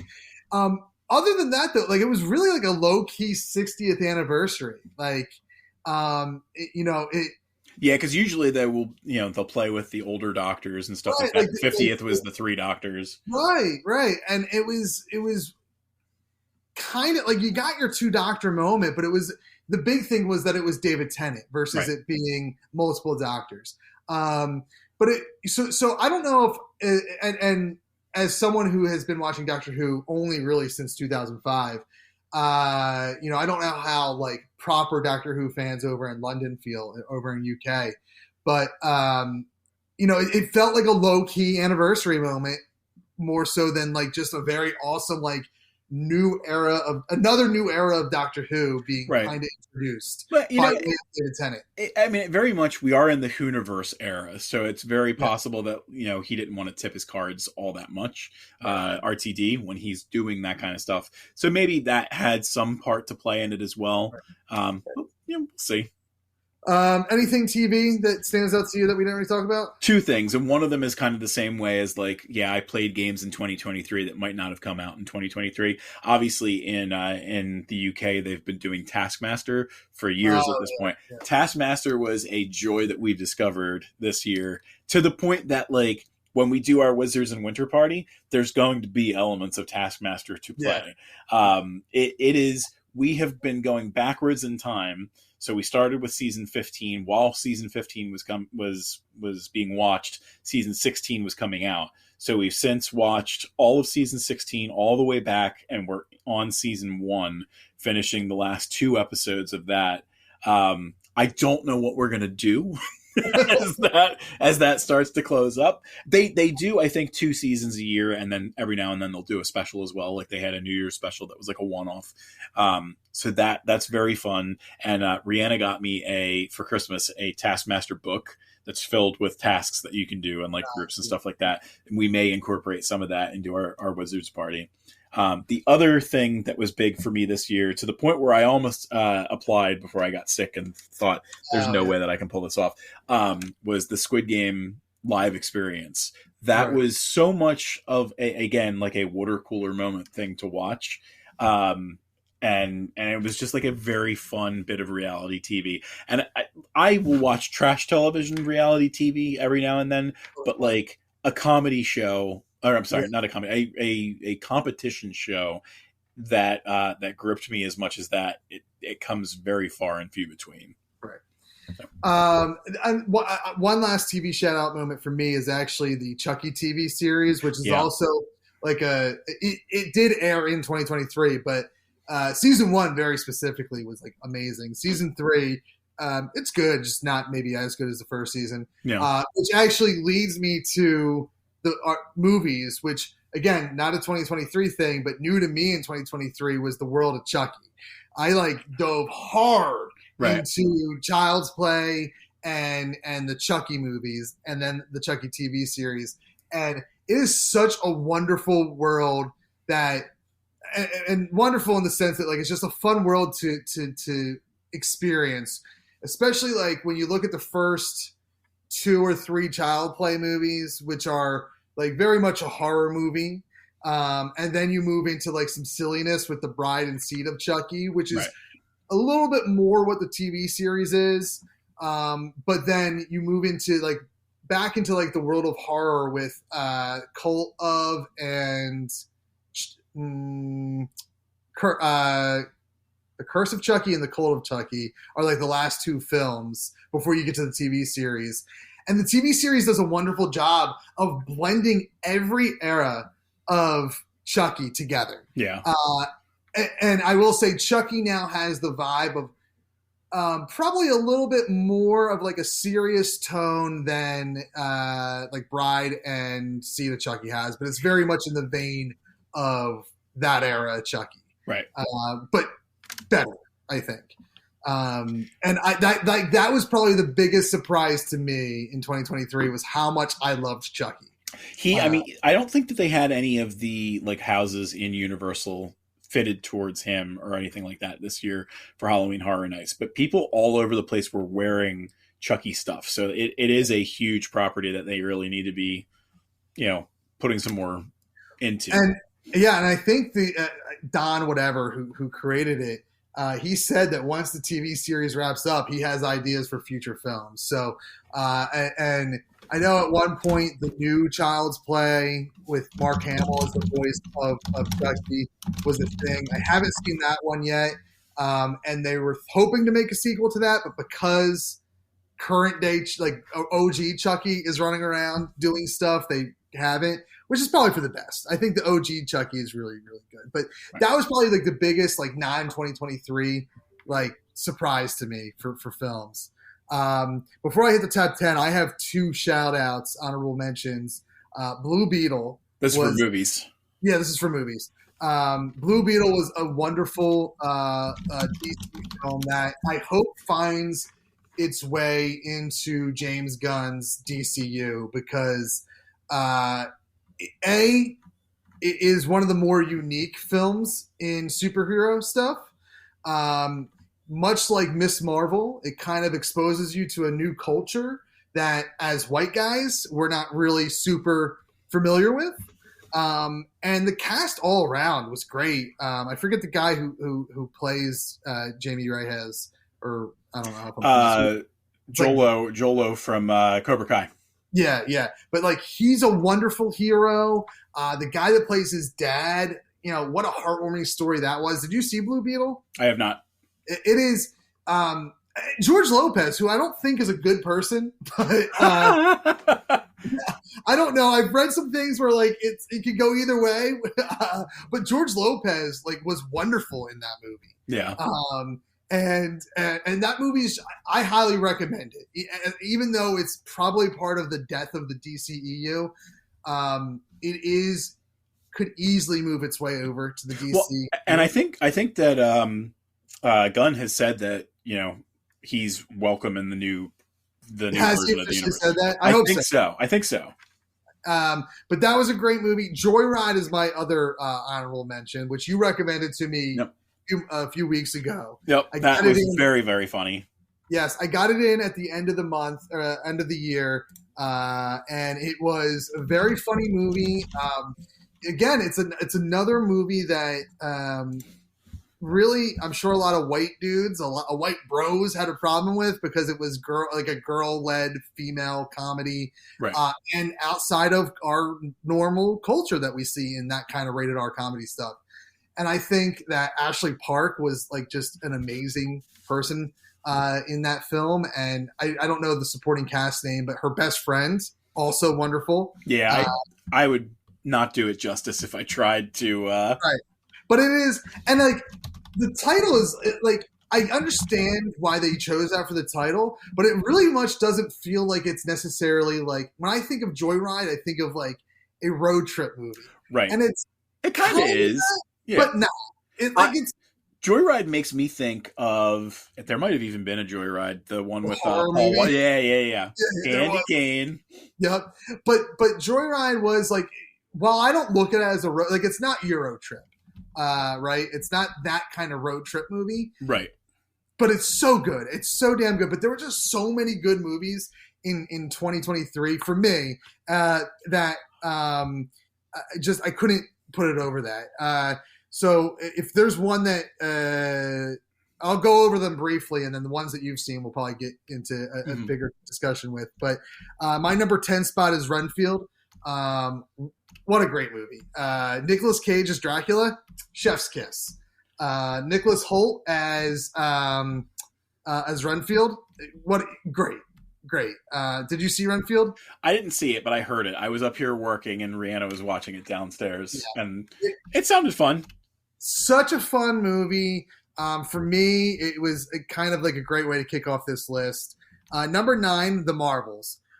I really liked it. I thought that it was probably unfairly targeted for the same reasons that you said Joyride was. I think, and it probably is to the betterment of studios out there to be a little bit more aware of the fact that there are people who will bring things like that down based on that. I don't know that it's sustainable for you to do your Ghostbusters movies with an all-led female cast or your Marvels or anything like that anymore.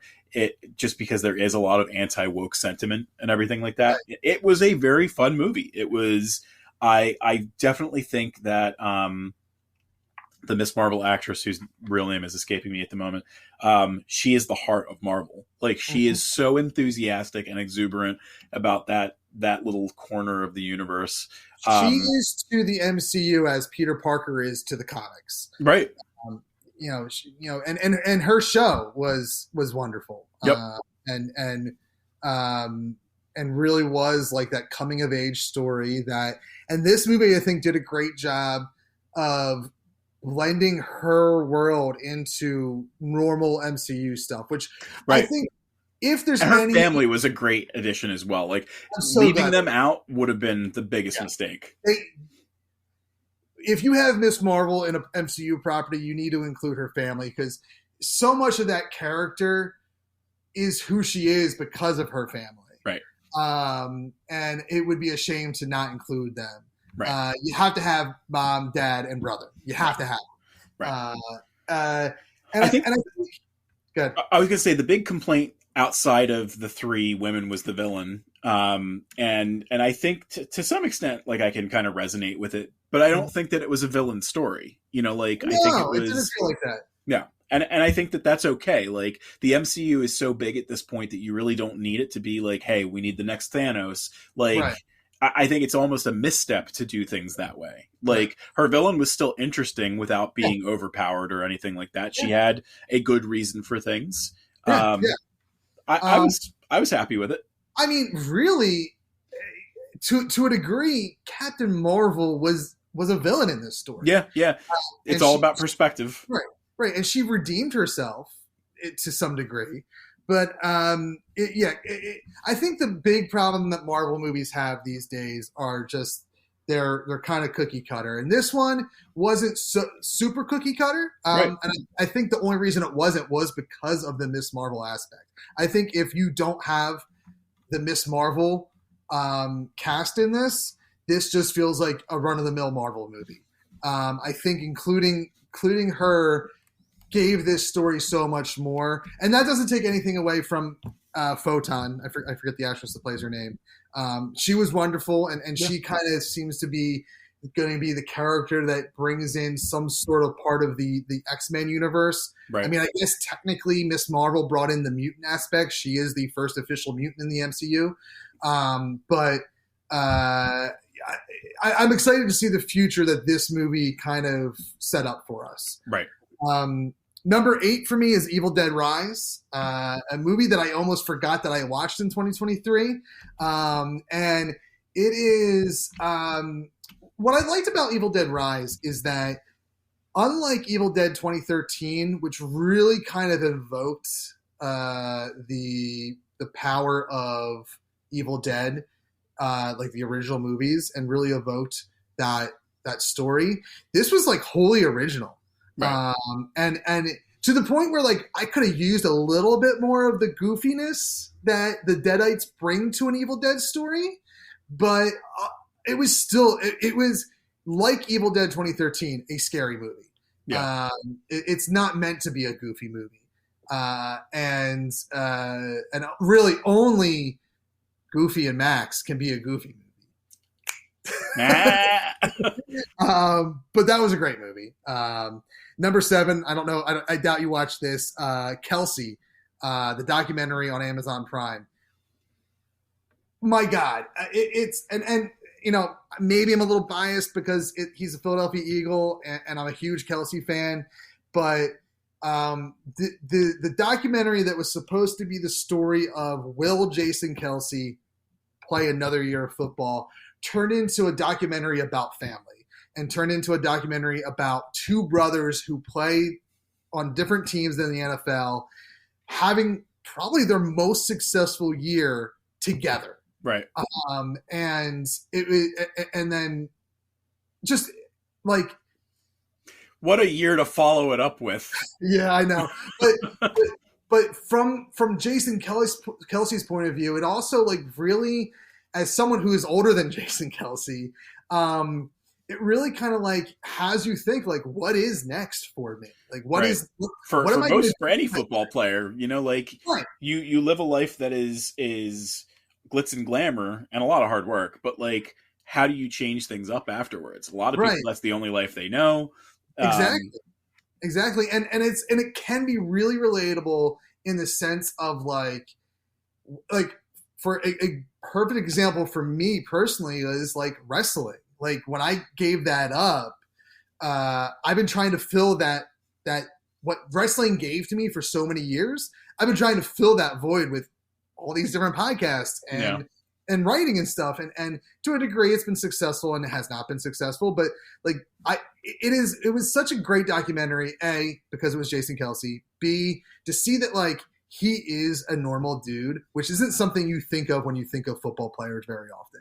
But he very much lives in a house of chaos like I do.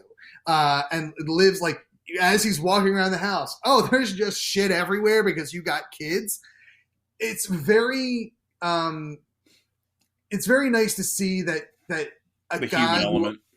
A human element to a guy who I really enjoy in football, and as I think like one of the few like, oh, he's a football player that like I could have a beer with and like we'd have a lot to talk about, even though we might not have a lot in common. Number 6 for me was Dungeons and Dragons, which I think I originally had at my 9 spot. What a great movie! It's a movie that felt like a D&D campaign. D&D would have been like probably in my top 3. Might have even been my top 2. Might even be my top 1. It was. I'm a huge fan of the found family trope and everything like that. The humor was so on point. The actors did a phenomenal job. I've liked the two directors that worked on this movie also worked on one of my other favorite movies ever, Game Night, and I very much hope. I know that like the problem with D&D was Wizards made a huge boff right before this movie came out, and it made people very hesitant to go and see this movie live, and it was their way of punishing Wizards. But the movie itself was spectacular, and I really hope that we do get a sequel. It sounds like it's a will they, won't they at this moment. But yeah, I mean, that found family story, I mean, it is a trope that's like, it's a trope, so sometimes it could be like, ugh, this again. Yeah. But doing that trope with the D&D veneer was fun. It was just a fun movie. It was very much the way that I described it to the people who I was telling about it. It was very much Guardians of the Galaxy, but medieval. That's a great way to look at it. High praise, because Guardians is, we'll talk about that. Yeah. But, well, and so that brings me to number 5, which I know is probably nowhere near your top 10, is Indiana Jones. I get why that movie is probably on the fence for a lot of people, and taking Crystal Skull out of the equation, which we could talk about for an hour alone. Dial of Destiny, I think, was just a really good trip down memory lane with this character, and I think that they did everything right with this movie until he takes advantage of the artifact, which is something Indiana Jones doesn't do. Like, it belongs in a museum. He never, I guess he kind of was enticed by the Grail, but I guess really only the Ark he wasn't enticed by. So right. Well, but, I mean, the stones I don't think he cared about too much in Temple of Doom. Like he gave them back right away. Like there wasn't like any like, hey, I need this for myself kind of thing. There was that one moment when they were falling, like he had to make a decision: does he let them go or does he like die or something? Right. Like there was that one moment. So I guess maybe it is very Indiana Jones for him to be enticed by it when you really think about it. In this case, it was the first time where he would have failed that test. Yeah, it very much felt like a test that he would have failed had his goddaughter not punched him in the face. Yeah. I mean, in Crusade, it was kind of like Sean Connery had to be like, let it go, Junior, or Henry, or Indy, whatever he called him in that moment, because he was about to fall into the same trap that Elsa fell into. Right. But ultimately, he does let it go. Right. He doesn't here. Like he had to be physically put down to let it go. Right. Which is maybe an interesting element of this character so late in his age. But that's really maybe the only thing I would have changed about this movie is that's not necessarily an Indiana Jones moment for me. But for me, it felt like an Indiana Jones movie from start to finish. Right. Well, you know me, I hold a grudge against media. So I still have not watched any of the follow-up to Game of Thrones. I have not watched Indiana Jones. I'm sure there's other things where I'm like, no, I refuse. But now, this one I think is like it more than makes up for what Crystal Skull did, and again, briefly on that fourth movie, like if you take out Indiana Jones, it's a good movie. It's just not a good Indiana Jones movie. That's what I'll say about number 4. Consistency. Number 4 is Totally Killer, which is another movie you recommended for me, and I love horror movies. It's probably my more so than superhero and science fiction. It's probably my favorite genre. Is horror. And the Blumhouse horrors have been magnificent. So good. Megan, fantastic. God, what was there was another one that was released right around Megan that I really liked. I forget what it was, but yeah, this is, and you pointed out to me, he's doing a great job, or they're doing a great job of taking horror movies and throwing that other genre on there. Right, because we've had Groundhog's Day, we had Freaky Friday, and at this point we're doing Back to the Future. Right. And this is, come on, I have Do Not Disturb on, motherfucker. Totally Killer just did it for me. I mean, the cast was wonderful. Yep.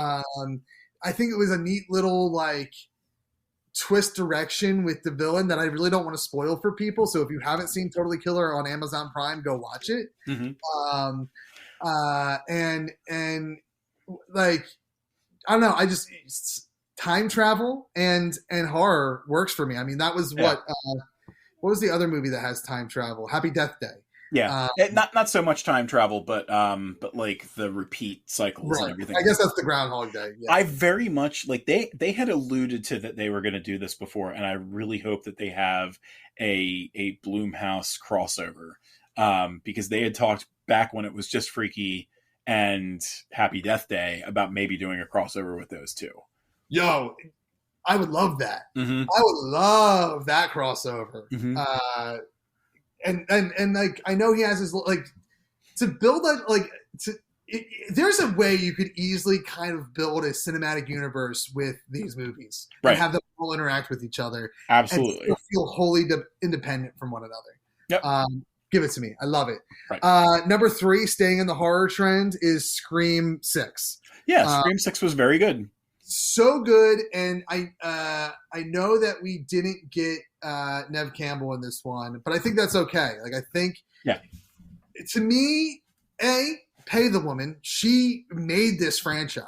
You know, other people were responsible too, but she is the face of that franchise, if you ask me. But nothing against Nev Campbell. It was time to move on from that story. It sounds very disappointing that we're not going to continue on with the characters that we have. Right. But to me, that means the death of Scream. Like, I think we kind of let it alone for a little while. Was Scream 6 in 2023? Yeah, I think so. Yeah, it was early. I think it was like March 2023. So the fun thing about it is the woman who was the one killer in Scream was one of the victims in Totally Killer. Oh, yeah. But yeah, Leanna Liberto. Yeah, Scream 6. I mean, it is probably one of my top 3 Scream movies, if I had to guess. If I really had to sit, one year I'm gonna have to sit down and figure that out. But Scream 6 just felt very original within a franchise that's not original, and has always been about a meta franchise, and can sometimes get lost in itself, in that way. So Scream 6 was great. I have to leave very soon to go pick up kids from school. So we probably want to talk a lot about these, and we can maybe do a part 2 where we just talk about these last 2 films. But my number 2 is Across the Spider-Verse. Mm-hmm. Which I just saw this year. You just watched it in 2024. Right. Which is wild because it is just as good, I think, as the first one. Right. I don't think it's better. I think if you're going to, it's a different feeling.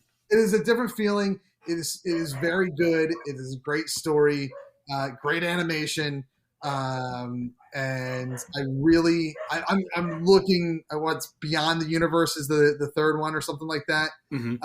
I'm looking forward to the closing out this trilogy, and I hope that what they do with this story is they kind of just, that's what it is. It is a trilogy, and then we're done with this particular story with Miles. I want more Miles in other aspects, and I'm 100% down for spinoffs. Like, give me a Saturday morning Spider-Ham cartoon, or give me a Thursday night Spider Noir, noir with Nicolas Cage. Yeah, give that stuff to me. But as far as the story of this version of Miles, I don't want to see them milk it out too much. Right. Like can happen with superhero movies. Speaking of superhero movies, not milking out movies, Guardians of the Galaxy Volume 3. Perfect. I think film. we, like you said, we'll probably spend a little bit more time on this because there is a lot to talk about. But I think that of all the trilogies that exist out there in the world right now, I think that it is the top dog. Modern day trilogies, and I'll say what I mean by that is like probably from 90s forward, right? Like that's 90s forward. And I know some of our classic trilogies bleed into the early 90s, but 90s, mid 90s forward, modern day trilogies, nothing beats Guardians of the Galaxy. Right. And for me, it's an all time. I would venture to say all time. Back to the Future original Star Wars may beat it for me. But at all-time trilogy, it's definitely a top 3. Right, trilogy, which is very high praise. which is hard to do when you have. I mean, I guess really from like the 70s on to like point to movies that really started being blockbusters and being multifaceted stories that take several years to tell. And this one, I mean, took forever to tell because of that huge gap between James Gunn getting fired, rehired, COVID, stuff like that. Right. Man went to work for the guys across the street when by the time he released this film. Right. And because of Guardians of the Galaxy, I have all the faith in the world that James Gunn knows how to put together a universe over at DC. Right. But I don't know that he ever does anything in the realm of superheroes that's going to be ever as good as Guardians of the Galaxy. No, I think it'll be a different feel. He'll definitely do something similar to a good effect, but not quite as emotionally impactful as Guardians. Let me give you 4 honorable mentions with just titles real quick. Okay. Cocaine Bear. I want to see it. Cocaine Bear was really good. Strays. Cartoon movie, right? No, it's not cartoon. Yeah, it's Jamie Foxx and Will Ferrell. That's right. Really good. Barbie. Oh, really I did. That is a good art. But I did watch that tail end of the year. I forgot to rank it, I think. But yeah, good. It's not. I mean, it's for what it is, enjoyable. And then 4th, the Super Mario Brothers movie. Yes, that's in my like top 15, I think. Mm-hmm. But to me, like it is an honorable mention, but it's I don't know. I didn't feel like mentioning it. It's definitely not it was a very safe Mario movie, but it was very enjoyable nonetheless. Yes, it was a safe movie. That was a good way to describe it. I feel like we need a part 2. We need a part 2 because we didn't even get to really talk about 2024 and what we have to look ahead. So whether it's the week after this or sometime later this month, we're going to get to part 2 of this conversation. Where can people find you? You can find me at tellus.com. And if you want to get any of our premium stuff, you can get us at patreon.com/tellust or at etsy.com/tellust. And if you want to see our awesome Weird Witch Wands, you can find us on TikTok at tiktok.com/weirdwitchwands, WYRD witch wands. And you can see our pups at tiktok.com/Tales of Tellust. That's TAILS of Tellust. There's a really good one, guys. There's a really good one that you can watch on Tales of Tellust. I'll try to link it in the show notes. All right. Thanks for joining me, as always, Mike. Where can we find you? Oh. At that nerdy Kev and mayoroflevittown.com. Thank you once again to Mike for being on this show and, of course, for appearing 2 additional times in like a 2-week span to finish our conversation about the best of 2023 and what we're looking forward to 2024. I always love sitting down and talking to Mike. I know that this is a long-form interview show, long-form conversational show. That this episode was probably a little bit more pop culture centric, but that was kind of the point of this one. When I have guests on that have been on the show multiple times, a lot of times that's what this turns into, especially with someone like Mike, who I talk to on almost a daily basis, who is such an integral part of this show, even when we're not doing a live show. He's the guy who's usually sitting in with me to do these specials where we do a end of year recap, or we're doing the state of the pod or something along those lines. Anything that's like a special episode where I don't necessarily want to do it with a guest. And if I need someone to bounce conversation off of, it's usually Mike that sits down and does this stuff. So thank you to him for being on the show. Make sure you check out tellus.com. It's probably like the best place to like hub in on what Mike does. But catch him on Twitch, catch him on Etsy selling some stuff, catch him on Patreon to support his work. He has some more Kickstarters getting ready to launch later this year. That will be all on his social medias as well. Usually I think it's like at Tellus Books or at Tellus. All his links that he mentioned will be in the show notes. And what you can look forward to next week is sitting down with a friend of the show who's never been on the show, actually, but a friend of my podcasting world, someone who is also an integral part of me podcasting, someone that's been there almost since the beginning. And that is a dear friend of the show, Jonesy. He was like within the first couple weeks of my first podcast, part of the producing team, part of the co-hosting team, and kind of helped kickstart the podcasting era of Kev. And of course, back then it was different. It was a lot different what we did back then. Some, maybe not some of my proudest work, but it is definitely where we started, and it was the wild, wild west of podcasting back in 2007. So I'm excited for you guys to sit on that conversation where we kind of talk about the past. We talk about how podcasting has moved forward. And of course, Jonesy's there to kind of talk about all his endeavors he has going on in the entrepreneur marketing space as well. So we are at just around the 2-hour mark. I apologize. We're going to get better at paring this down to about 45 minutes to an hour and 15 minutes an episode. This one was hard. This one was honestly hard because it was the first one back. It was the first one back with my best friend in the entire world. So this one went a little long. We'll do a better job, I promise, as we get back into it.